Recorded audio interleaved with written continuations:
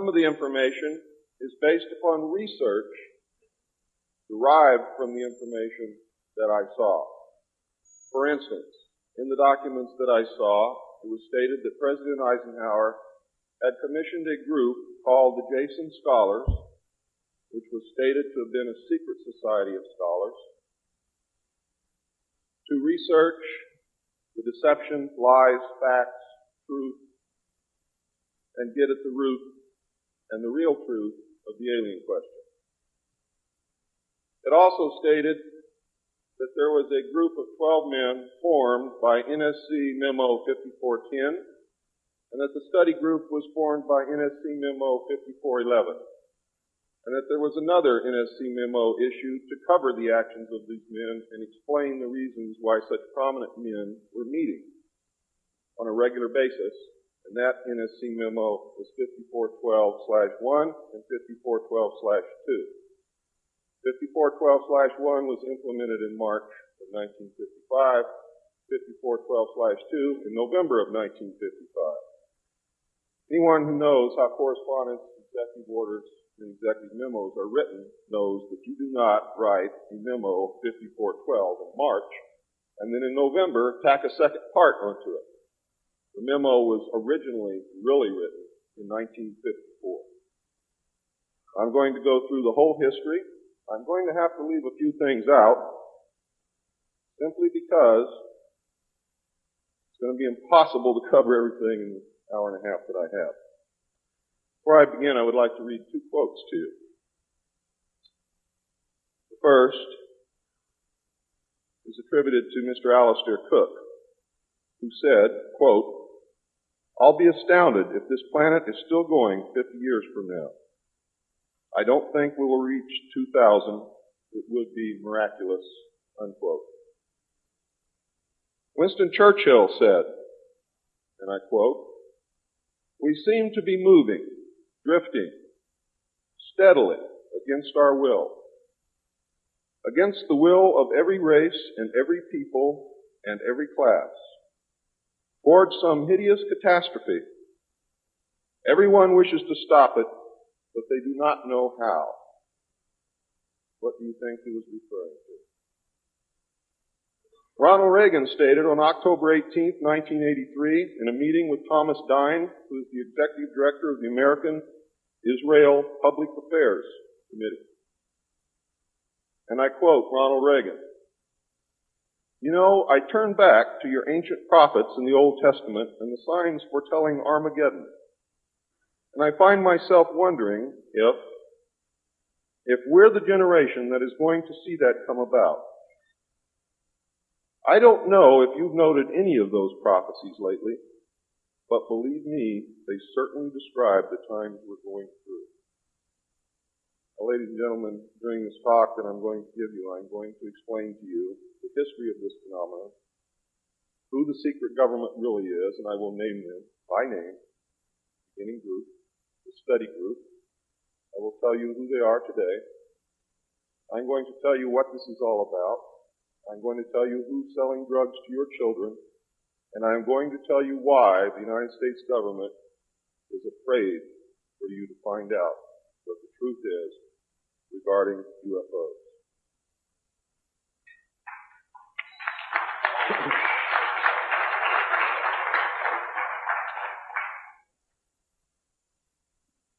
I'm going to skip over the early saucer recoveries, but there are many more than what you would expect. The early saucers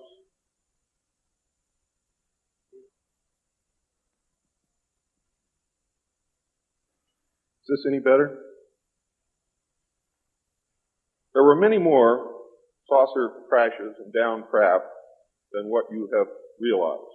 There were many more alien bodies recovered, and there were more live aliens recovered than what you are aware of. But that's not important. The important thing is that they occurred, not how many and not where. The important thing is that they occurred. And those of you who want to argue over how many and where and how many bodies are wasting the time of everyone else, because that's not important. What's important is that they occurred. And there are two crashes that are so important that the government will go to any lengths to prevent you from finding out, and those are two crashes which occurred near the city of Aztec, New Mexico. Why? Because both of those crashed craft contained human body parts. And they are deathly afraid of a national panic.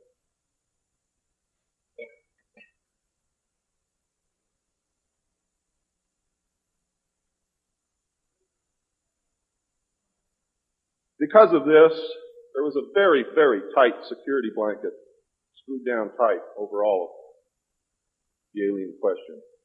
The downed craft, the fact that they were here, the technology that we were recovering. Some craft, strangely enough, were not damaged at all.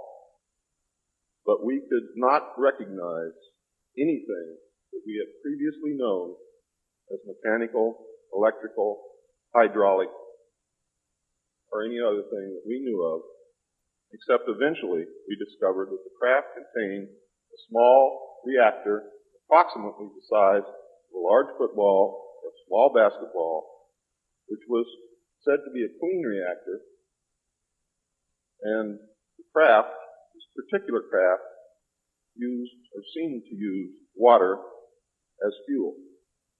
And how that all works, I don't know. I am not a nuclear physicist. Thank God. A special group of America's top scientists were organized under the name Project Sign in December of 1947 to study the phenomenon. There was no such thing at that time as MJ-12. The whole nasty business was contained within the shroud of secrecy. Project Sign evolved into Project Grudge in December of 1948. A very low-level collection and disinformation project named Blue Book was formed under Grudge.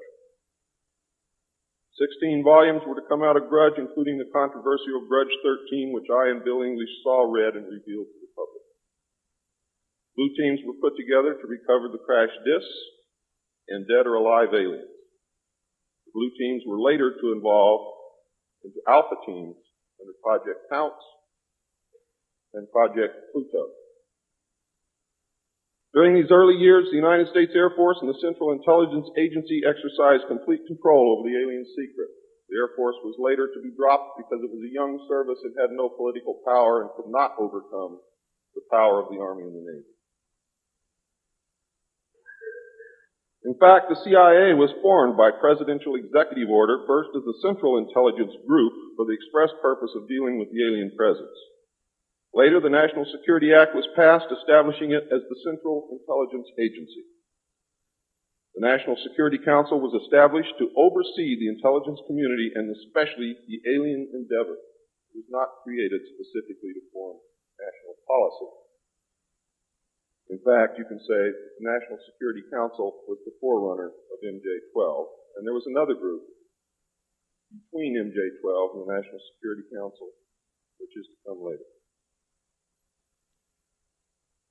A series of National Security Council memos and executive orders removed the CIA from the sole task of gathering foreign intelligence and slowly but thoroughly legalized direct action in the form of covert activities at home and abroad.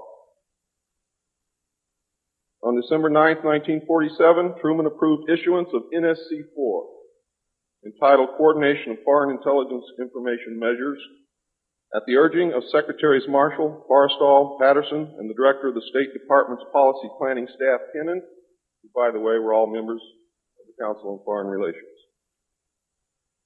The Foreign and Military Intelligence Book 1, Final Report of the Select Committee to Study Governmental Operations with Respect to Intelligence Activities, United States Senate, 94th Congress, Second Session, Report number 94-755, April 26, 1976, page 49 states, this directive empowered the Secretary of State to coordinate overseas information activities designed to counter communism.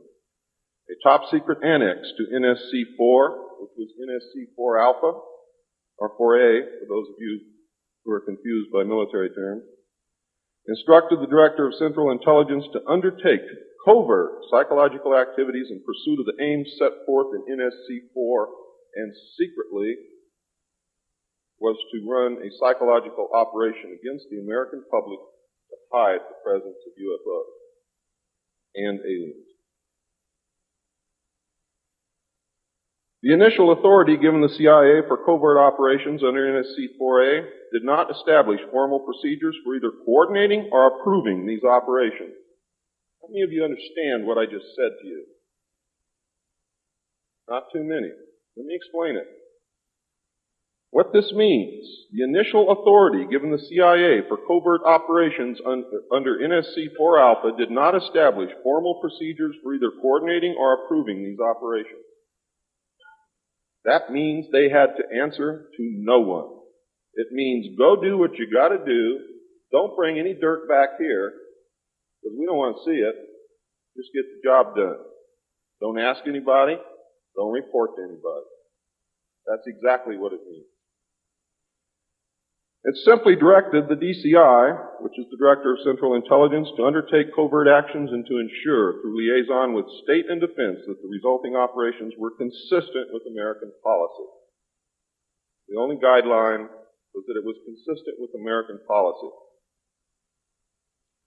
Later, NSC 10-1 and NSC 10-2 were to supersede NSC 4 and NSC 4A, and NSC 10-1 was to establish the Office of Policy Coordination, or the OPC, was chartered to carry out an expanded program of covert activities. It was directly responsible for the alien task projects, and it was the direct forerunner of MJ-12.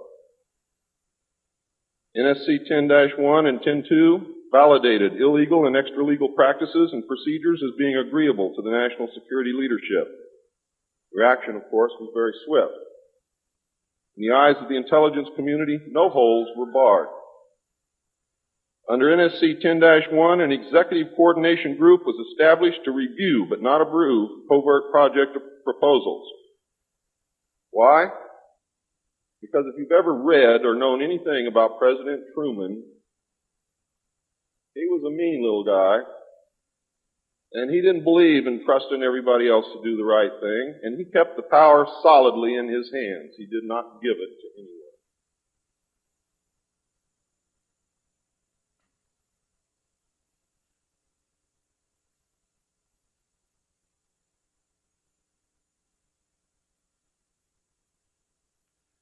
The ECG was secretly tasked to coordinate the alien projects. NSC 10-1 and 2 were interpreted to mean that no one at the top wanted to know about anything until it was over and successful.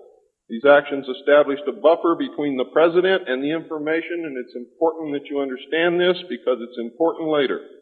It was intended that this buffer serve as a means for the president to deny knowledge if leaks divulge the true state of affairs. That is to prevent the collapse of the government. The president can stand up and say, I didn't know about it, the government can survive.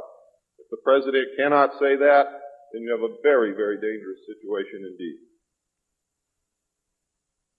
The buffer was used in later years for the purpose of effectively isolating succeeding presidents from any knowledge of the alien presence other than what the secret government and the intelligence community wanted them to know.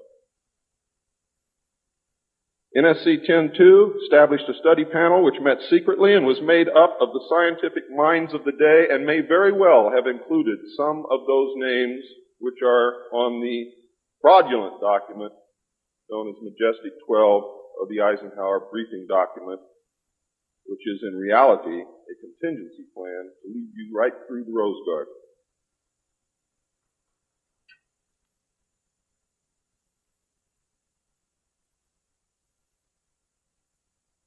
The study panel was not called MJ-12. In fact, the study panel was never called MJ-12.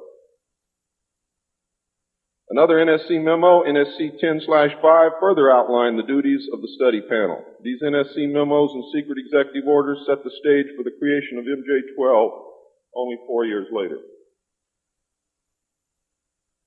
Now it gets nasty. Secretary of Defense James Forrestal began to object to the secrecy. He was a very idealistic and religious man who believed that the public should be told. When he began to talk to leaders of the opposition party and leaders of the Congress about the alien problem, he was asked, which is a polite way of saying you're fired, to resign by Truman. He expressed his fears to many people and rightfully believed that he was being watched and that his life was threatened.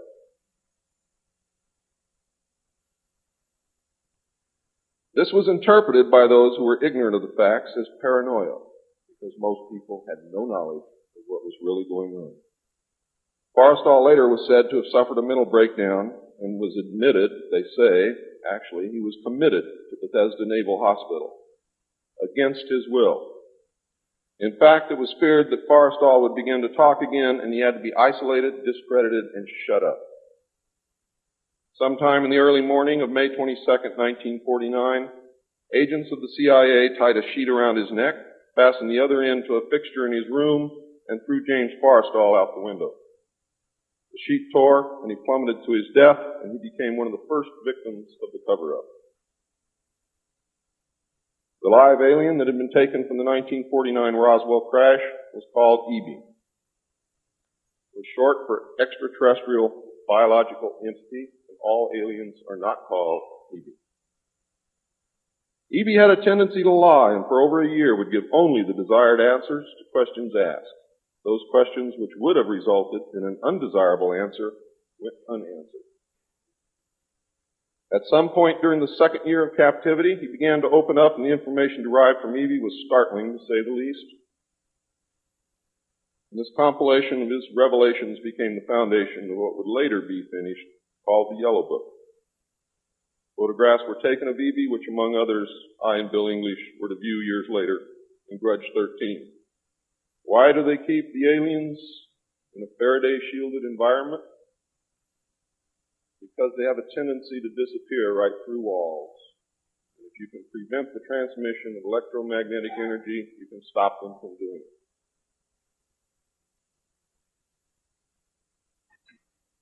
In late 1951, Evie became ill. Medical personnel had been unable to determine the cause of Evie's illness and had no background from which to draw. Evie's system was chlorophyll-based, and he processed food into energy much the same as plants. Waste material was excreted almost exactly the same as plants. It was decided that an expert in botany was called for. A botanist, Dr. Guillermo Mendoza, was brought in to try and help him recover. Those of you who have been looking for him on medical lists will not find him there. He was a PhD in botany.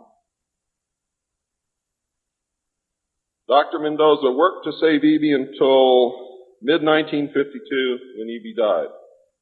Dr. Mendoza eventually, according to the information that I read, became the expert on at least this type alien biology.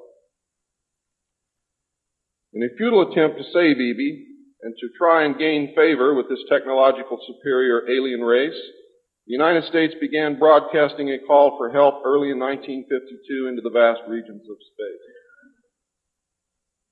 If you know they're better than you, and if you know they can lick you, you better try and be friends with them. And that's what this effort was all about. The call went unanswered, but the project continued as an effort of good faith.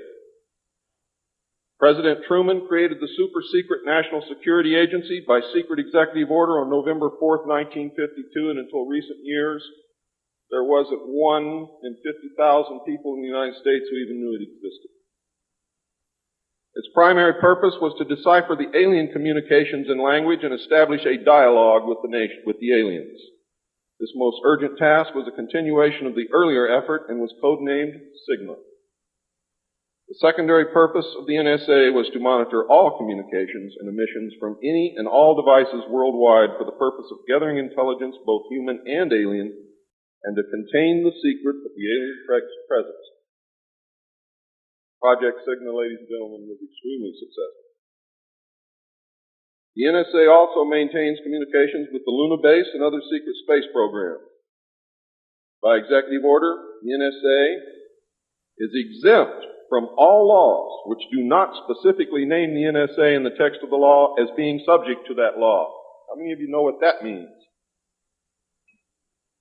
That means we have a completely lawless organization running around the country doing whatever they want to do, answering to no one, and under no law which does not name the National Security Agency in the text of that law as specifically being subject to that law by executive order of the President of the United States. That means that if the agency is not spelled out in the text of any and every law passed by the Congress, it is not subject to that or those laws. The NSA now performs many other duties and in fact is the premier agency within the intelligence community. Today, the NSA receives 75% of the monies allotted to the intelligence community. And the old sayings, ladies and gentlemen, where the money goes, therein the power resides, is absolutely true.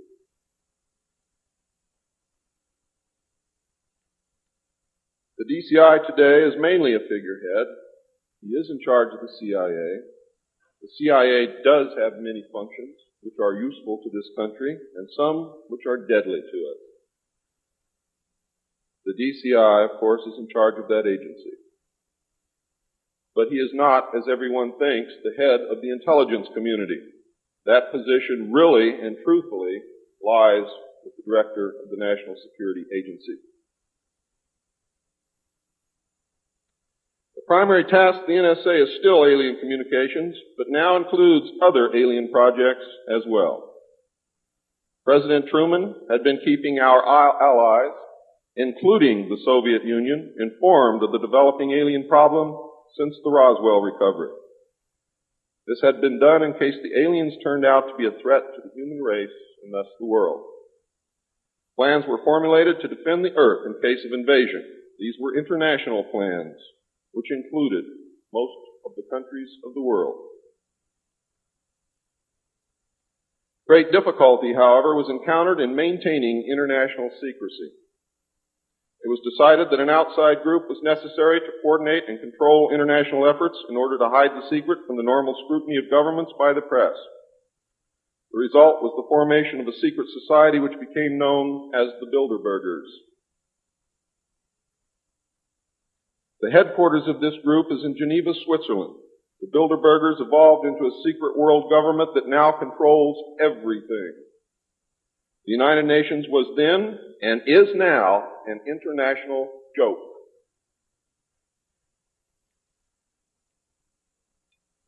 In 1953, a new president occupied the White House. He was a man used to a structured staff organization with a chain of command. His method was to delegate authority and rule by committee. He made major decisions, but only when his advisors were unable to come to consensus, and when he was in the Army, he was known as the diplomat. He was very good at what he did. He was very good at bringing people together, reaching consensus, and getting people to work for him. His normal method was to read through or listen to several alternatives and then approve one. Those who worked closely with him have stated that his favorite comment was, "Just do whatever it takes." Now here's a man very different from President Truman. He spent a lot of time on the golf course. This was not all unusual for a man who had been career Army with the ultimate position of Supreme Allied Commander during the war, a post which carried 5 stars along with it. In fact, he deserved it. This president was General of the Army Dwight David Eisenhower. During his first year in office, 1953, at least 10 more crash disks were recovered, along with 26 dead and 4 live aliens. One of the 4 live aliens died within hours of being removed from the craft. The others died approximately 3 or 4 days later. Of the 10, 4 were found in Arizona, 2 in Texas, 1 in New Mexico, 1 in Louisiana, 1 in Montana, and 1 in South Africa. There were hundreds of sightings. Why were so many craft crashing? Because the government was scared. And when they found out that the radar was downing the craft, they started aiming the radar at the craft with lock-on radar and pumped the juice through. And they brought as many down as they could.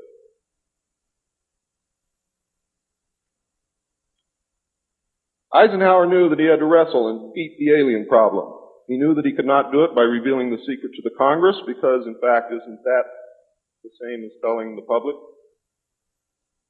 Early in 1953, the new president turned to his friend and fellow member of the Council on Foreign Relations, Nelson Rockefeller, for help with the alien problem. Eisenhower and Rockefeller began planning the secret structure of alien task supervision, which was to become a reality within 1 year. The idea for MJ-12 was thus born. It was Nelson's uncle Winthrop Aldrich who had been crucial in convincing Eisenhower to even run for president. The whole Rockefeller family, and with them the Rockefeller Empire, had solidly backed Eisenhower. Asking Rockefeller for help with the alien problem was to be the biggest mistake Eisenhower ever made for the future of the United States and most probably all of humanity, as you will soon see. What he literally did with this act, ladies and gentlemen, is abdicate the presidency to a secret group. Within 1 week of Eisenhower's election, he had appointed Nelson Rockefeller chairman of a presidential advisory committee on government organization. Rockefeller was responsible for planning the reorganization of the government. New Deal programs went into one single cabinet position called the Department of Health, Education, and Welfare. When the Congress approved the new cabinet position in April of 1953, Nelson was named to the post of Undersecretary to Ovida Culp Hobby. In 1953, also, astronomers discovered large objects in space which were moving toward the Earth, and it was first believed that they were asteroids. Now, if you know much about astronomy, you know that you can predict or project backward orbital paths of bodies in space and determine where they come from, what they're doing, where they're going, and what their orbital path really is. Well, this failed to pan out, and the evidence proved that the objects could only be spaceships intelligently guided. Project Sigma intercepted alien communications, and when the objects reached the Earth, they took up a very high orbit around the equator. There were several huge ships, and their actual intent was unknown. Project Sigma and a new Project Plato, through radio communications using the computer binary language, which the aliens understand very well, they're very mathematical minded, was able to arrange a landing that eventually resulted in face-to-face contact with alien beings from another planet. Project Plato was tasked with establishing diplomatic relations with this race of space aliens. But in the meantime, something else happened. In the meantime, a race of human-looking aliens contacted the United States government. Where this happened, I do not know. I wish that I did. This alien group warned us against the aliens that were orbiting the equator and offered to help us with our spiritual development. They demanded that we dismantle and destroy our nuclear weapons as the major condition. They refused to exchange technology, citing that we were spiritually unable to handle the technology which we then possessed, and has not that been true throughout our history? They believed that we would use any new technology to destroy each other, as we always have. This race stated that we were on a path of self-destruction and we must stop killing each other, stop polluting the earth, stop raping the earth's natural resources, and learn to live in harmony with each other and with nature. These terms were met with extreme suspicion, especially the major condition of nuclear armament, disarmament, and I have to say that I could not blame them in the face of so many uncertainties and so many alien surprises staring them directly in the face. It was believed that meeting that condition would leave us helpless in the face of an obvious alien threat. We also had nothing in history to help with the decision. Nuclear disarmament was not considered to be within the best interests of the United States, and the overtures were rejected.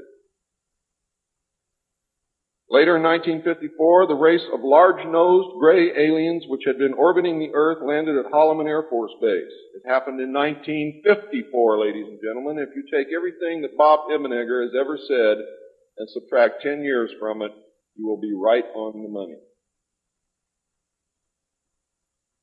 A basic agreement was reached. An alien named Krill was left as a pledge that they would return and formalize the agreement. In fact, he was a hostage. This race identified themselves as originating from a planet around a red star in the constellation of Orion, which we call Betelgeuse. I believe that that's a lie. They lie a lot, and they deceive a lot. And it is evident through every action that they've ever done with us. The truth is, ladies and gentlemen, these creatures might be from Mars, really. They claim that they are from a planet which revolves around the red star, which we call Betelgeuse. They stated that their planet was dying and that at some unknown future time they would no longer be able to survive there. This led to a second landing at Edwards Air Force Base. The historical event had been planned in advance and details of the treaty had already been agreed upon. Eisenhower arranged to be in Palm Springs on vacation. On the appointed day, the president was spirited away to the base, and the excuse was given to the press that he was visiting the dentist for a toothache. President Eisenhower met with the aliens, and a formal treaty between the alien nation and the United States of America was signed. We then received our first alien ambassador from outer space. His name and title, I know it sounds ridiculous, but it's absolutely true. His name and title was His Omnipotent Highness Krill, pronounced Krill, spelled K-R-L-L-L or C-R-L-L-L. In the American tradition of disdain for royal titles, he was secretly called Original Hostage Krill, or O.H. Krill, so that Americans would not have to say, Your Omnipotent Highness.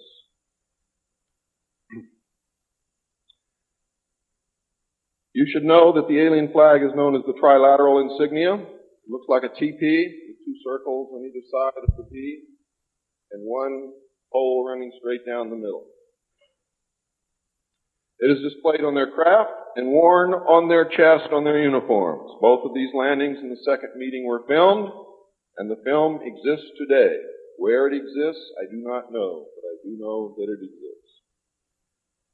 The treaty stated, the aliens would not interfere in our affairs, and we would not interfere in theirs. We were particularly interested that they do not interfere with anything that would affect our future, which has been violated. We would keep their presence on Earth a secret. They would furnish us with advanced technology and would help us in our technological development. They would not make any treaty with any other Earth nation. They could abduct humans on a limited and periodic basis for the purpose of medical examination and monitoring of our development, with the stipulation that the humans would not be harmed, would be returned to their point of abduction, that the humans would have no memory of the event, and that the alien nation would furnish MJ-12 with a list of all human contacts and abductees on a regularly scheduled basis. And this is not being done. It was agreed that each nation would receive the ambassador of the other for as long as the treaty remained in force. It was further agreed that the alien nation and the United States would exchange 16 personnel each to the other with the purpose of learning each of the other. The alien guests would remain on Earth, and the human guests would travel to the alien point of origin for a specified period of time, then return, at which point a reverse exchange would be made. I have no knowledge whatsoever of what happened to those original 16 humans who left the Earth with the aliens. It was also agreed that bases would be constructed underground for the use of the alien nation, and that two bases would be constructed for the joint use of the alien nation and the United States government. The base at Dulce is one, the base at S4 in the area known as Area 51 or Dreamland is the second. Exchange of technology would take place in the jointly occupied bases.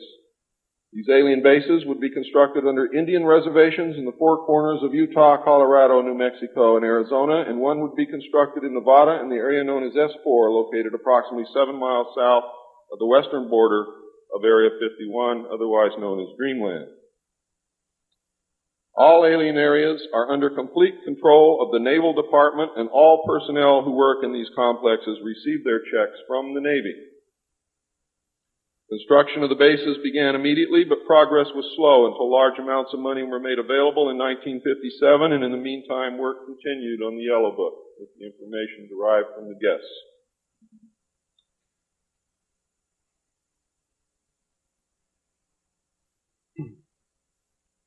I would like to say at this time that the movie that most of you may have seen, how many of you saw Close Encounters of the Third Kind? That movie was absolutely true. Those events did take place. Not exactly as you saw them. Not in the place where you saw them take place. But there was a landing. There was an agreement.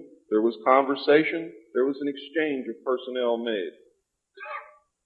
I would like to say now also that J. Allen Hynek was the technical director on that movie, and he was also the co-author of Grudge 13, which I read between the years 1970 and 1973, along with another man named Lieutenant Colonel Friend. As you learned last night, it's the real nice guys that get you. Right, Phil?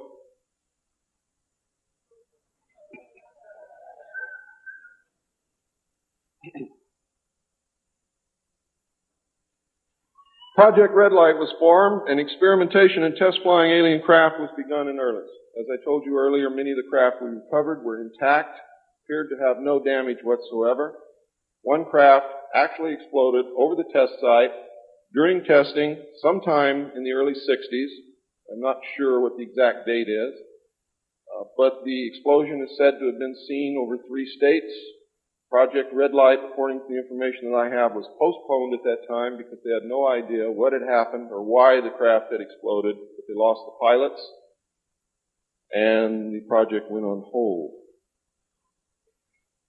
A super top secret facility was built at Groom Lake in Nevada in the midst of the weapons test range. It was codenamed Dreamland. Until this area was built, testing was done at the Tonopah test range, and that's why some of you have conflicting information. The installation was placed under the Department of the Navy, and clearance of all personnel required a Q clearance as well as executive, which means presidential or majestic approval.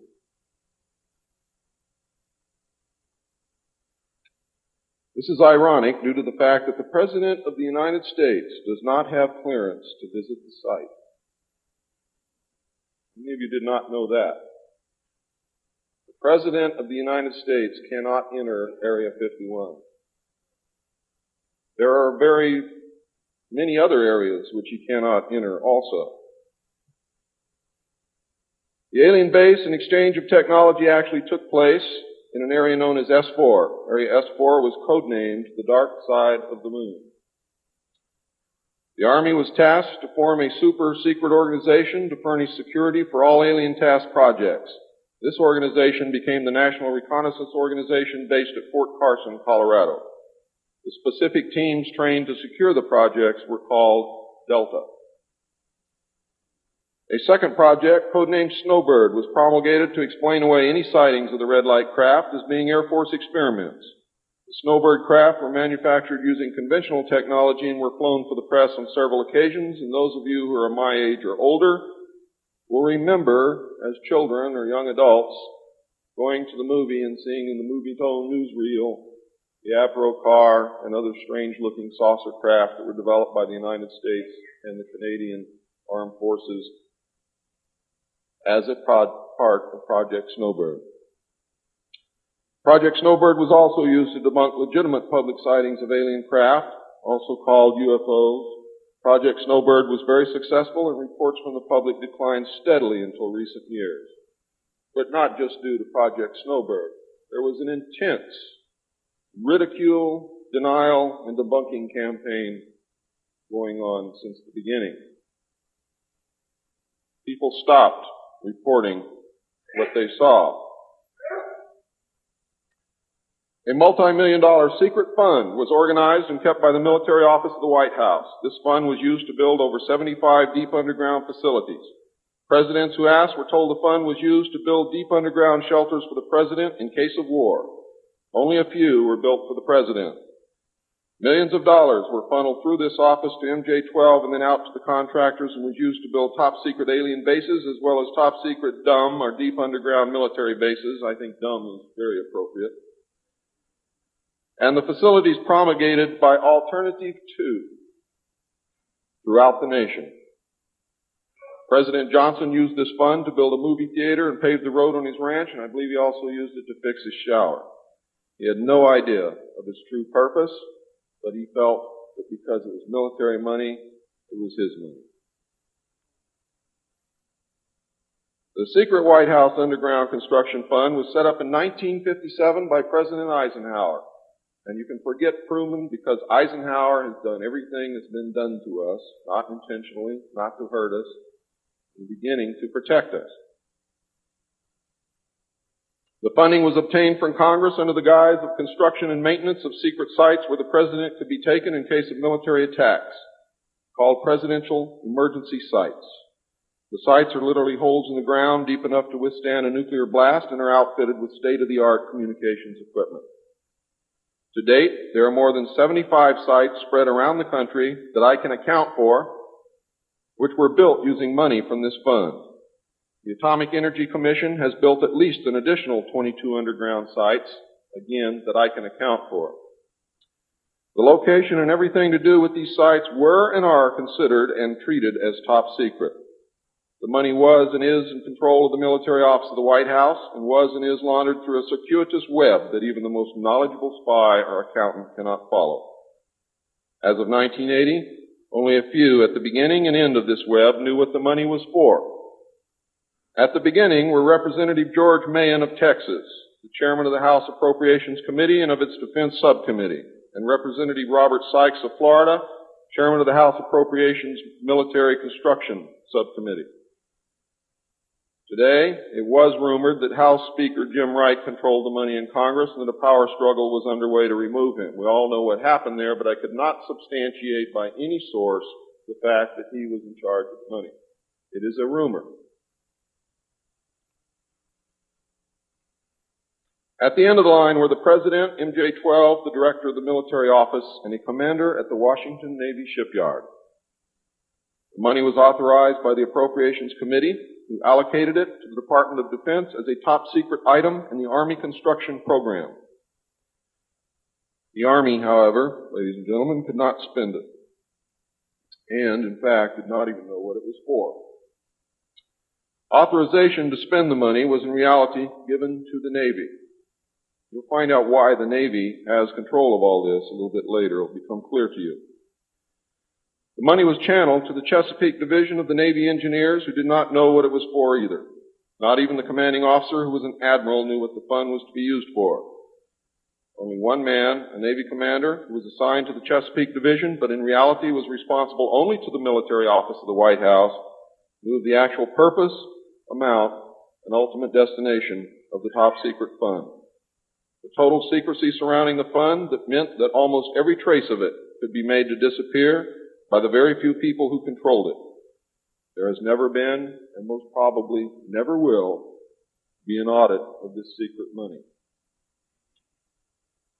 Large amounts of this money were transferred from the top secret fund to a location at Palm Beach, Florida that belongs to the Coast Guard called Peanut Island. The island is adjacent to property which was owned by Joseph Kennedy. The money was said to have been used for landscaping and general beautification. The money did not begin to be transferred to Peanut Island until shortly after Kennedy's assassination. Some time ago, a TV news special in the Kennedy assassination told of a Coast Guard officer transferring money in a briefcase to a Kennedy employee across this property line. It was on television. Could this have been a secret payment to the Kennedy family for the loss of their son, John F. Kennedy? I think it was, but I can't prove it. The payments continued through the year 1967 and then stopped. The total amount transferred is unknown and the actual use of the money is unknown. Meanwhile, back at the ranch, Nelson Rockefeller changed positions again. He had been in sort of a holding position until the time was ripe, and now the time was right. This time he was to take C.D. Jackson's old position, which had been called the Special Assistant for Psychological Strategy. With Nelson's appointment, the name was changed to the Special Assistant for Cold War Strategy. This position would evolve over the years into the same position Henry Kissinger was ultimately to hold under President Nixon. Officially, he was to give advice and assistance in the development of increased understanding and cooperation among all peoples. Sounds very nice and innocent, doesn't it? The official description, of course, was a smokescreen. For secretly, he was the presidential coordinator for the intelligence community. In his new post, Rockefeller reported directly and only to the president. He attended meetings of the Cabinet, the Council on Foreign Economic Policy, and the National Security Council, which was the highest policy-making body in the government. Nelson Rockefeller was also given a second important job as the head of the secret unit called the Planning Coordination Group, which was formed under NSC 5412/1 in March of 1955. However, the memo was written in 1954 at the same time that NSC 5410 and NSC 5411 were written. It was not used until it was needed. The group consisted of different ad hoc members depending upon the subject on the agenda. The basic members were Rockefeller, a representative of the Department of Defense, a representative of the Department of State, and the Director of Central Intelligence. It was soon called the 5412 Committee or the Special Group. NSC 5412/1 established the rule, for the first time, established the rule that covert operations were subject to approval by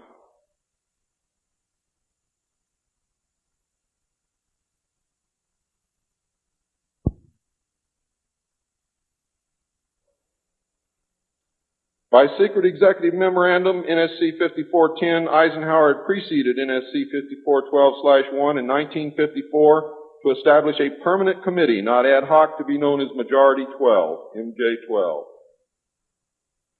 to oversee and conduct all covert activities concerned with the alien question.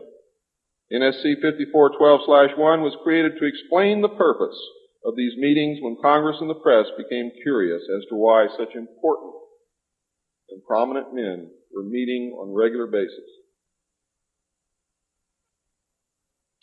Majority 12 was made up of Nelson Rockefeller, the Director of Central Intelligence, Allen Welsh Dulles, the Secretary of State, John Foster Dulles, the Secretary of Defense, Charles E. Wilson, the Chairman of the Joint Chiefs of Staff, Admiral Arthur W. Radford, and that's why the Navy got everything, because the first Chairman of the Joint Chiefs of Staff who served on MJ-12 was Navy. If it had been an Army general, the Army would have had it. The Director of the Federal Bureau of Investigation, J. Edgar Hoover, and that should answer a lot of questions for you, and 6 men from the Executive Committee of the Council on Foreign Relations known as the Wise Men. These men were all members of a secret society of scholars that called themselves the Jason Society. See you smiling, Bill. Thought I didn't know it, didn't you? Fooled you. Are the Jason scholars who recruited their members from the Skull and Bones and the Scroll and Key societies of Harvard and Yale. And that was stated verbatim in Operation Majority. The Wise Men were key members of the Council on Foreign Relations. There were 12 members, including the first 6 from government positions, thus Majority 12. This group was made up over the years of the top officers and directors of the Council on Foreign Relations and later the Trilateral Commission. Gordon Dean, George Bush, and Zbigniew Brzezinski were among them. The most important, however, and influential of the Wise Men who served on MJ-12 were John McCloy, Robert Lovett, Averill Harriman, Charles Boland, George Kennan, and Dean Acheson. Their policies were to last well into the decade of the 70s, and it is significant that President Eisenhower, as well as the first 6 MJ-12 members from the government, were also members of the Council on Foreign Relations. Thorough researchers will soon discover that not all of the Wise Men attended Harvard or Yale, and not all of them were chosen for Skull and Bones or Scroll and Key membership during their college years. You will be able to quickly clear up this mystery by obtaining the book The Wise Men by Walter Isaacson and Evan Thomas, Simon & Schuster, New York. And under illustration number 9 in the center of the book, you will find the caption, Lovett with the Yale unit, above far right and on the beach. His initiation into Skull and Bones came at an airbase near Dunkirk. I have found that members were chosen on an ongoing basis by invitation based upon merit, post-college, and was not confined to only Harvard or Yale attendees. It also had something to do with how much money your family had, unless you were a military officer. A chosen few were later initiated into the Jason Society. They are all members of the Council on Foreign Relations and at that time were known as the Eastern Establishment. This should give you a clue to the far-reaching and serious nature of these most secret college societies. The Jason Society is alive and well today, but now includes members of the Trilateral Commission as well. The Trilateralists existed secretly several years before 1973 because I saw the name of the Trilateral Commission in the documents in 1971. The name of the Trilateral Commission was taken from the alien flag known as the Trilateral Insignia. That should give you some clue as to how much trouble you're in. Majority 12 was to survive right up to the present day. Under Eisenhower and Kennedy, it was erroneously called the 5412 Committee, or more correctly, the Special Group. In the Johnson administration, it became the 303 Committee, named after the room that they met in at the White House when they met at the White House. Because the name 5412 had been compromised in the book The Secret Government. Actually, it was not compromised. It was intentionally leaked to explain the purpose of the meeting of these men so that no one would go looking for NSC 5410 and NSC 5411. I wish you all luck. I hope that you're able to dig it out.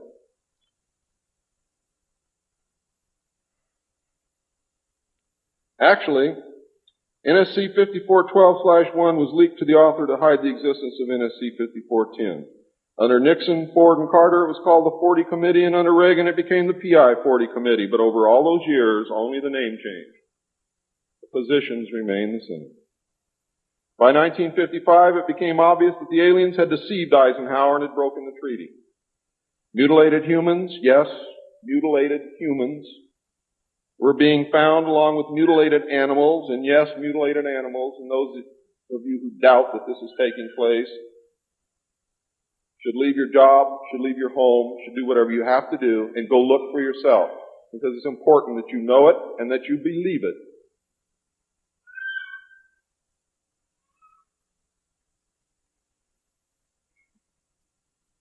These things were being found all across the United States. It was suspected that the aliens were not submitting a complete list of human contacts and abductees to MJ-12, and it was suspected that not all abductees had been returned, and this has been verified. The Soviet Union was suspected of interacting with them, and this proved also to be true. It was learned that the aliens had been and were then manipulating masses of people through secret societies, witchcraft, magic, the occult, and religion.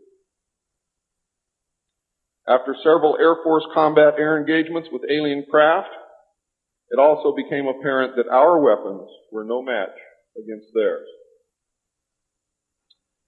In November of 1955, NSC 5412/2 was issued, establishing a study committee to explore all factors which are involved in the making and implementing of foreign policy in the nuclear age. This, again, was only a blanket of snow that covered the real subject of study, which was the alien question. For, in fact, 5412/2 had, as I told you earlier, been written in 1954, when NSC 5410 and 5411 was written, and 5411 by secret executive memorandum in 1954. The study group was commissioned to examine all the facts, evidence, lies, and deception and discover the truth of the alien question. NSC 54/2 was only a cover that had become necessary when the press began inquiring as to the purpose of regular meetings of such important men.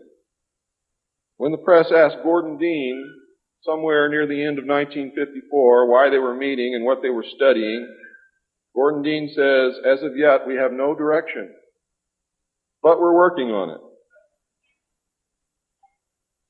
It then became necessary to find a direction and find a reason for these meetings, and that's exactly what they did.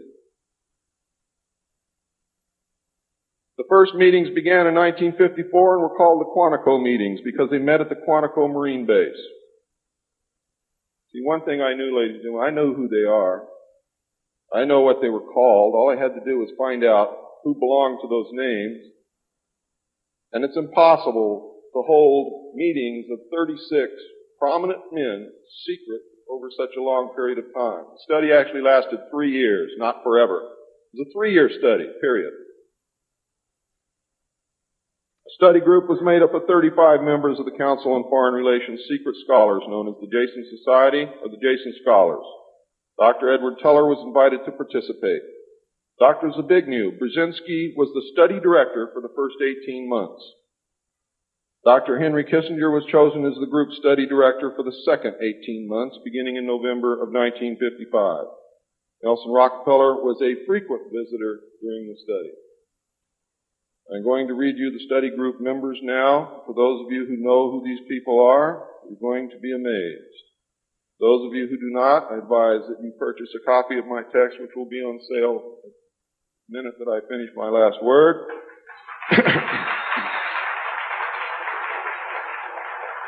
And research everything that I'm telling you, and your own research will tell you that I am telling you the truth, and I don't have to do that. See, I'm a witness. I'm not a ufologist, and I'm not by profession a researcher. I'm doing this because I want the Constitution put back where it belongs.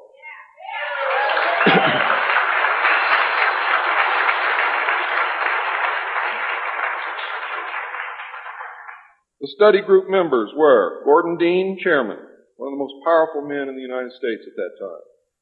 Dr. Zbigniew Brzezinski, study director for the first phase. Dr. Henry Kissinger, study director for the second phase. Dr. Edward Teller represented the scientific community. Major General Richard C. Lindsay, Hanson W. Baldwin, Lloyd V. Berkner, Frank C. Nash, Paul H. Nitze, Charles P. Noyes, Frank Pace Jr., James A. Perkins, Don K. Price, David Rockefeller, Oscar M. Rubhausen, Lieutenant General James M. Gavin, Carl P. Haskins, James T. Hill Jr., Joseph E. Johnson, Mervyn J. Kelly, Frank Altschul, Hamilton Fish Armstrong, Major General James McCormick Jr., Robert R. Bowie, McGeorge Bundy, William A. M. Burden, John C. Campbell,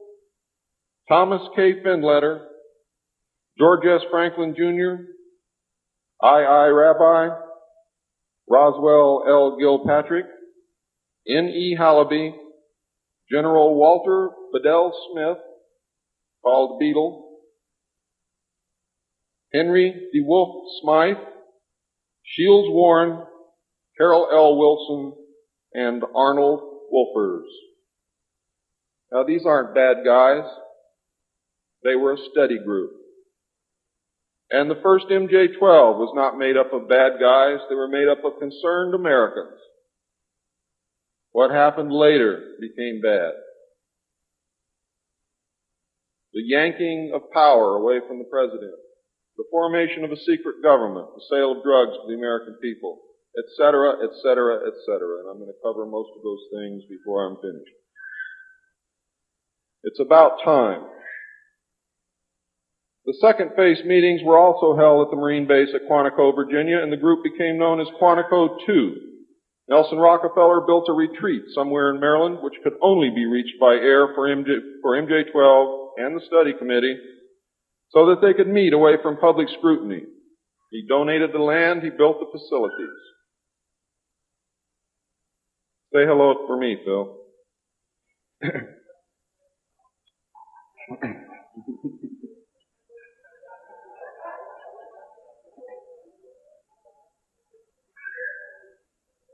So that they could meet away from public scrutiny. The secret meeting place is known by the code name, the Country Club. Complete living, eating, recreation, library, and meeting facilities exist at the location.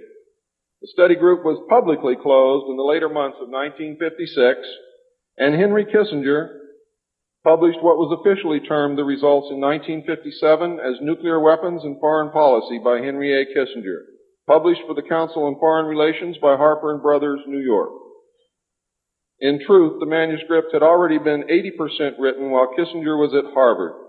The study group continued veiled in secrecy. A clue to the seriousness Kissinger attached to the study can be found in statements by his wife and friends.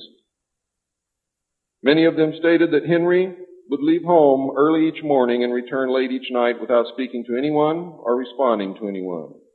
It seemed, in fact, as if he were in another world which held no room for anyone else. Now, when they say that he would not speak to anyone or respond to anyone, they meant it literally. I find these statements very revealing. The revelations of the alien presence and actions during the study must have been a great shock. I know I would have been shocked. Henry Kissinger was definitely out of character during the time surrounding these meetings, as he is normally described as being a gentleman, very charming, and most people who meet him like him very much. Henry Kissinger would never again be affected in this manner, no matter the seriousness of any subsequent event. On many occasions, he would work very late into the night after having already put in a full day. Coupled with his not speaking, this behavior eventually led to his divorce. A major finding of the alien study was that the public could not be told, as it was believed that this would most certainly lead to economic collapse of the religious structure, and national panic, which would lead into anarchy.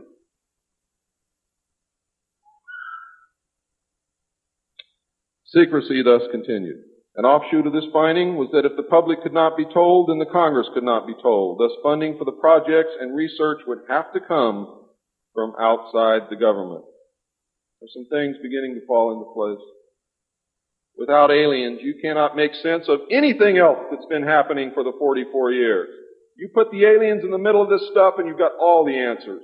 Every one of them. In the meantime, money was to be obtained from the military budget and from CIA confidential non-appropriated funds. Another major finding was the aliens were using humans and animals for a source of glandular secretions, enzymes, hormonal secretions, blood, and in horrible genetic experiments. The aliens explain these actions as necessary to their survival. What I'm going to tell you now is very sad if it's true, because I am unable to weed through the lies and deception and really find the truth. All I know is what they told us.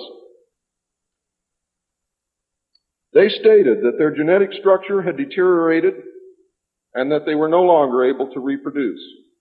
They stated that if they were unable to improve their genetic structure, their race would soon cease to exist. We looked upon their explanations with extreme suspicion. Since our weapons were literally useless against the aliens, MJ-12 decided to continue friendly diplomatic relations with them until such time as we were able to develop a technology which would then enable us to challenge them on a military basis. Overtures would have to be made to the Soviet Union and other nations to join forces for the survival of humanity. In the meantime, plans were developed to research and construct two weapon systems using conventional and nuclear technology, which would hopefully bring us to parity. The results of the research were projects Joshua and Excalibur. Joshua was a weapon captured from the Germans, which at that time was capable of shattering 4-inch thick armor plate at a range of 2 miles using low-frequency aimed sound waves. And it was believed that this weapon would be effective against the alien craft and beam weapons. Excalibur was a weapon carried by missiles not to exceed 30,000 feet above ground level, not to deviate from designated target more than 50 meters, that would penetrate 1,000 meters of tufa hard-packed soil such as that found in New Mexico, would carry a 1 megaton warhead, and was intended for use in destroying the aliens in their underground bases. Joshua was developed successfully but never used to my knowledge. Excalibur was not pushed until recent years, and now there is an unprecedented effort to develop this weapon. The people who are working on these weapons tell us that they have never been pushed so hard in their history working on any project than they are being pushed to develop Project Excalibur. Now, what I'm going to read you next may upset some of you, but it's absolutely true. The events at Fatima in the early part of the century were scrutinized. On suspicion that it was alien manipulation, an intelligence operation was put into motion to penetrate the secrecy surrounding the event. The United States utilized its Vatican moles that had been recruited and nurtured during World War II and soon obtained the entire Vatican study, which included the prophecy. And I don't care what you've ever read before, you have not read the true prophecy. This prophecy stated that if man did not turn from evil and place himself at the feet of Christ, the planet would self-destruct and the events described in the book of Revelations would indeed come to pass. It stated that a child would be born who would unite the world with a plan for world peace and a false religion beginning in 1992. By 1995, the people would discern that he was evil and was indeed the Antichrist. World War III would begin in the Middle East in 1995 with an invasion of Israel by a united Arab nation using conventional weapons, which would culminate in a nuclear holocaust in the year 1999. Between 1999 and 2003, most of the life on this planet would suffer horribly and die as a result. The return of Christ would occur in the year 2011. Is this true? I don't know. I know that it was decided by the United States government that this was indeed an alien event, and I believe that this is more deception which is being heaped upon us. So don't go out of here thinking that the world is going to end tomorrow because of this. It might because of something else, and I'm going to talk about that, but not because of this.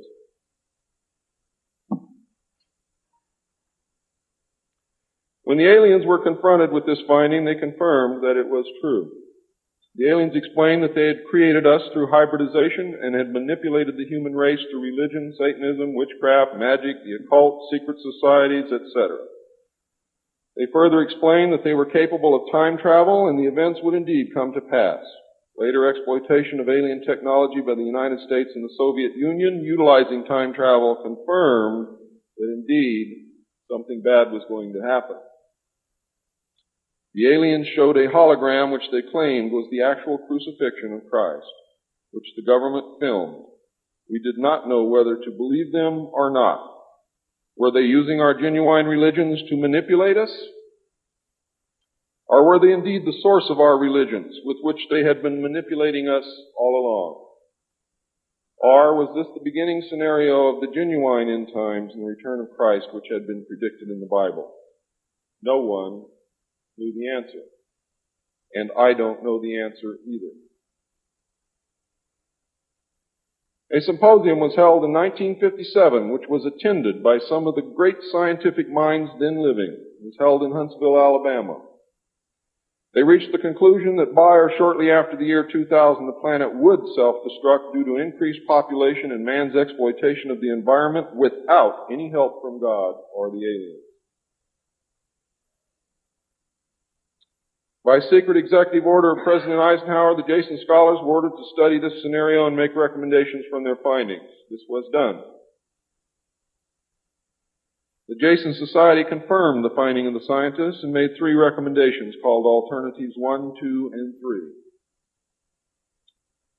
Alternative 1 was to use nuclear devices to blast holes in the stratosphere from which the heat and pollution could escape into space. I'll buy heat, but I'll never buy pollution. Change the human cultures from that of exploitation into cultures of environmental protection. Of the 3, this was decided to be the least likely to succeed due to the inherent nature of man and the additional damage the nuclear explosions would themselves create. Alternative 2 was to build a vast network of underground cities and tunnels in which a select representation of all cultures and occupations would survive and carry on the human race. The rest of humanity would be left to fend for themselves on the surface of the planet. Alternative 3 was to exploit the alien and conventional technology in order for a select few to leave the earth and establish colonies in outer space. I am not able to either confirm or deny the existence of batch consignments of human slaves which would be used for the manual labor in the effort as a part of the plan. The moon, codenamed Adam, would be the object of primary interest, followed by the planet Mars, codenamed Eve. As a delaying action, all 3 alternatives included birth control, sterilization, forced if necessary, and the introduction of deadly microbes to control or slow the growth of the Earth's population. AIDS is only one result of these plans. There are others. It was decided, since the population must be reduced and controlled, that it would be in the best interest of the human race to rid ourselves of the undesirable elements of our society. The joint U.S. and Soviet leadership dismissed Alternative 1, but ordered work to begin on Alternative 2 and 3 virtually at the same time. Those of you in the state of Washington who report hearing machinery underground are probably correct. In 1959, the RAND Corporation hosted a deep underground construction symposium. I have a copy of this symposium report, which I'm not supposed to have. Nevertheless, I have it, approximately this thick. In the symposium report, machines are pictured and described which could bore a tunnel 45 feet in diameter at the rate of 5 feet per hour in 1959. Just think what they can do now. It also displays pictures of huge tunnels and underground vaults containing what appear to be complex facilities and possibly even cities. It appears that the previous 5 years of all-out underground construction had made very significant progress by that time. The ruling powers decided that one means of funding the alien-connected and other black projects was to corner the illegal drug market.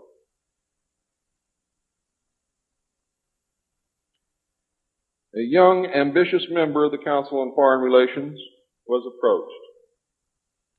His name is George Bush, who at the time was the president and CEO of Zapata Oil based in Texas. Zapata Oil was experimenting with the new technology of offshore drilling. It was correctly thought that the drugs could be shipped from South America to the offshore platforms by fishing boat, where it would then be taken to shore by the normal transportation used for supplies and personnel. By this method, no customs or law enforcement agency would subject the cargo to search. George Bush agreed to help and organize the operation in conjunction with the CIA. The plan worked better than anyone had thought and has since expanded worldwide, and there are now many other methods of bringing the illegal drugs into the country. But it must always be remembered that George Bush began the sale of drugs to our children. Now, if you think I'm crazy, get off your butt and start digging, because you will find out that it's absolutely true. The CIA now controls all the world's illegal drug markets. The official space program was boosted by President Kennedy in his inaugural address when he mandated that the United States put a man on the moon before the end of the decade. Although innocent in its conception, this mandate enabled those in charge to funnel vast amounts of money into black projects and conceal the real space program from the American people.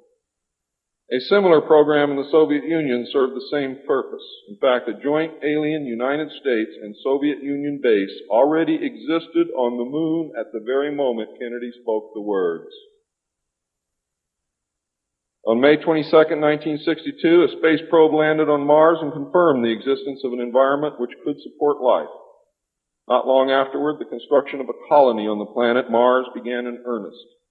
Today, there is a colony which exists on the planet Mars. It is a United States-Russian alien facility.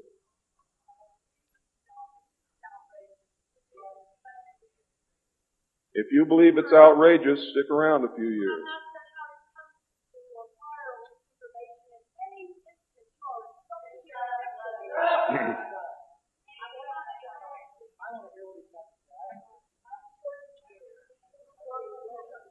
This is very disturbing information, and I don't expect anyone to believe it. I don't expect one of you to believe what I'm telling you. And I knew that when I came here. I'm not one of you. I'm not a ufologist. I'm not a researcher. I have an obligation to inform the public, and once that's done, I've done my job. From then on, it's up to you, not me.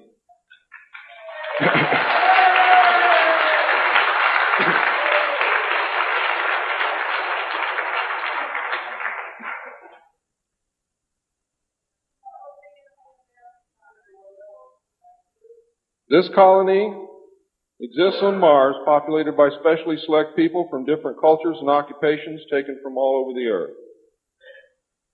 A public charade of antagonism between the Soviet Union and the United States has been maintained over all these years in order to fund projects in the name of national defense when in fact we are the closest allies.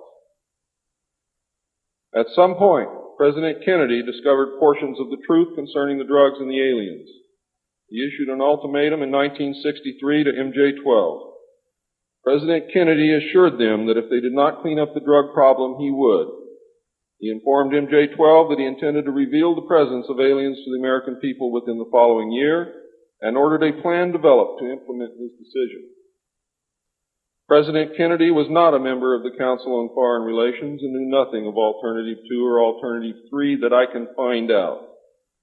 Internationally, the operations were supervised by an executive committee known as the Policy Committee. In the United States, they were supervised by MJ-12 and in the Soviet Union by its sister organization. President Kennedy's decision, of course, struck fear into these people. His assassination was ordered by the Policy Committee, and the order was carried out by agents of MJ-12 in Dallas. President John F. Kennedy was murdered by the Secret Service agent who drove his car in the motorcade, and the act is plainly visible in the film. It was stated in the documents that I saw. The assassin's name is William Greer. Watch the driver and not Kennedy when you view the film, when you can find a film that even shows it. All of the witnesses who were close enough to the car to see William Greer shoot Kennedy were themselves all murdered within 2 years of the event. That's fact. The Warren Commission was a farce, and Council on Foreign Relations members made up the majority of its panel. They succeeded in snowing the American people, and they hid the truth. And many other patriots who have attempted to reveal the alien secret have also been murdered throughout the intervening years. And that is why I've been so careful about the information that I released, because it was so important that I get here today to be able to tell you the truth. And what happens after me, after today, is of no consequence whatsoever. But what you do is. During the era of the United States' initial space exploration and the moon landings, every launch was accompanied by alien craft. A moon base dubbed Luna was sighted and filmed by the Apollo astronauts. Domes, spires, tall round structures which look like silos, huge T-shaped mining vehicles which left stitch-like tracks in the lunar surface, and extremely large as well as small alien craft appear in the photograph. It is, in fact, a joint United States, Russian, and alien base. The space program is a farce and an unbelievable waste of money. Alternative 3 is a reality, and it is not at all science fiction. Most of the Apollo astronauts were severely shaken by this experience, and their lives and subsequent statements reflect the depths of the revelation and the effect of the muzzle order which followed. They were ordered to remain silent or to suffer the extreme penalty, death, which was termed an expediency. One astronaut actually did talk to the British producers of the TV expose Alternative 3, confirming many of the allegations. However, I do not know who it was. In the book, Alternative 3, the pseudonym Bob Groden was used in place of the astronaut's identity. It was also stated that he committed suicide in 1978. This cannot be validated by any source, and I believe that several so-called facts in the book are really disinformation. However, I can assure you that Alternative 3 is real. I firmly believe that this disinformation is a result of pressure put upon the authors and is meant to nullify the effect upon the populace of the British TV expose entitled Alternative 3. The headquarters of the international conspiracy is in Geneva, Switzerland. The ruling body is made up of representatives of the governments involved as well as the executive members of the group known as the Bilderbergers. Meetings are held by the Policy Committee when necessary on a nuclear submarine beneath the polar ice cap. The secrecy is such that this was the only method which could ensure that the meetings could not be bugged and is the only place where they discuss their most secret matters. I can say that the book is at least 70% true from my own knowledge and the knowledge of my sources. I believe that the disinformation was an attempt to compromise the British TV expose with information which could be proven false, just as the Eisenhower briefing document was released here in the United States under the contingency plan Majestic 12, and which can also be proven false. Since our interaction with the aliens began, we have come into possession of technology beyond our wildest dreams. A craft named Aurora exists at Area 51, which makes regular trips into space. It is a one-stage ship called a TAV, or Trans-Atmospheric Vehicle. And it can take off from the ground using a 7-mile runway, go into high orbit, return on its own power, and land on the same runway.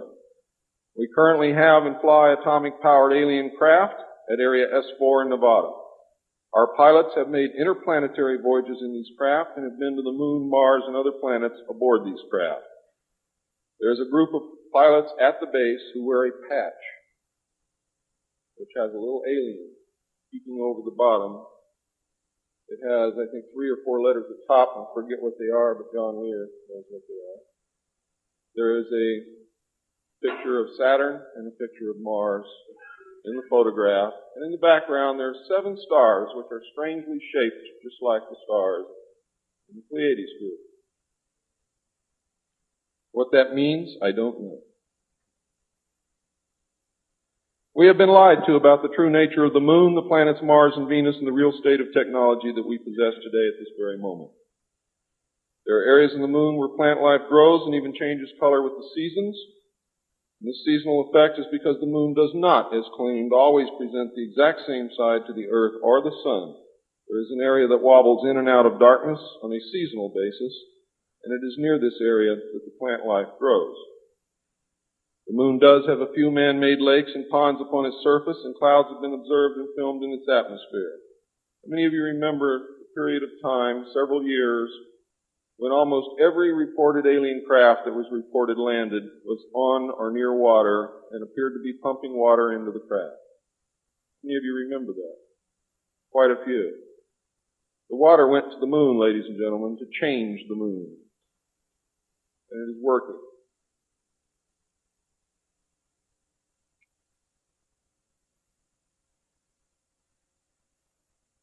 It possesses a gravitational field, and man can walk upon its surface without a spacesuit, breathing from an oxygen bottle after undergoing decompression the same as any deep-sea diver.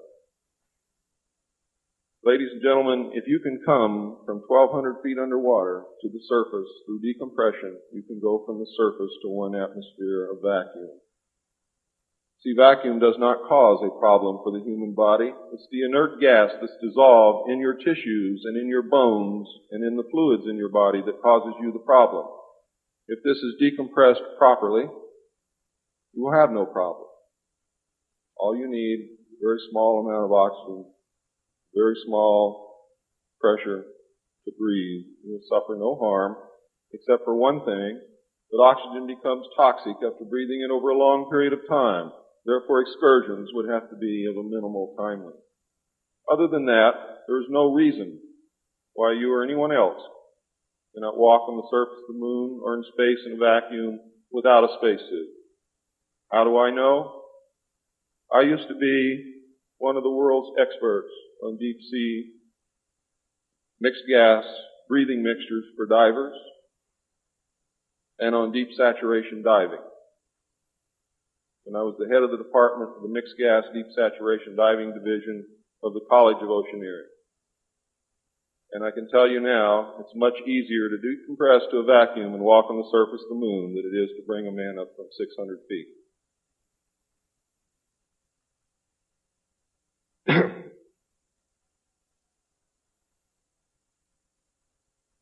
I have seen the photographs, and some of them were actually published in a book called We Discovered Alien Bases on the Moon by Fred Steckling. However, all the photographs are not there, but there are some very good ones. I would advise you to buy the book. I would advise you to look at the photographs, get the NASA number, and send for them. I doubt that you can still get them, but at one time you could.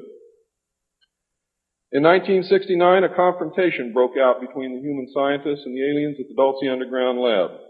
The aliens took many of our scientists hostage. Delta forces were sent in to free them, but were no match against the alien weapon. 66 of our people were killed during this action. As a result, we withdrew from all joint projects for at least 2 years. A reconciliation eventually took place, and once again we began to interact. As far as I know, today we are interacting with the aliens. Now,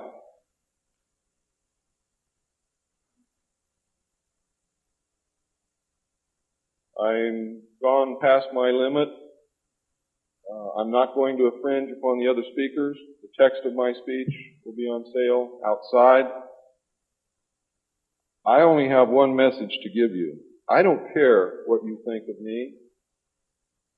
I don't care what you call me.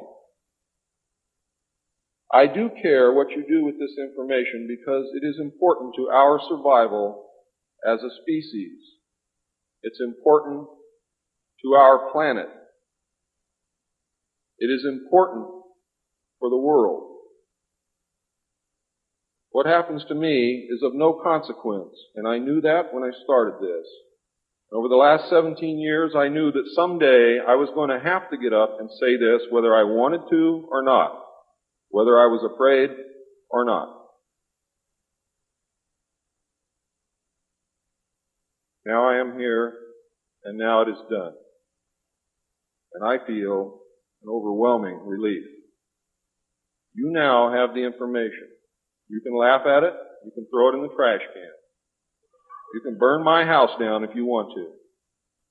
But I am telling you right now, your future, your children's future, your grandchildren's future depends upon what you do with this information. Your own government is selling your children drugs, and you don't seem to care. Your own government has given away the power of the people, and you don't seem to care. There is an apathy that is running rampant in this country that is deadly, whether or not there are aliens.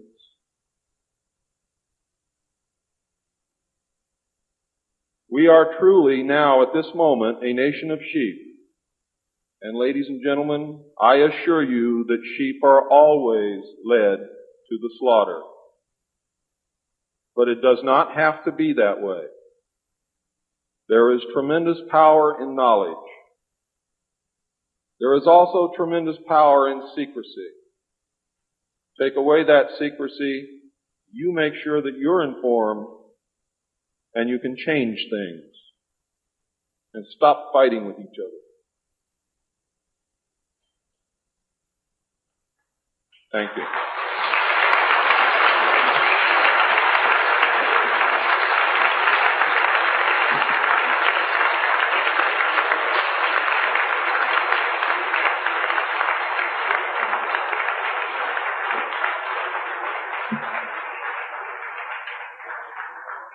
This time, ladies and gentlemen, I think a 5-minute break is in order. What do you think, John?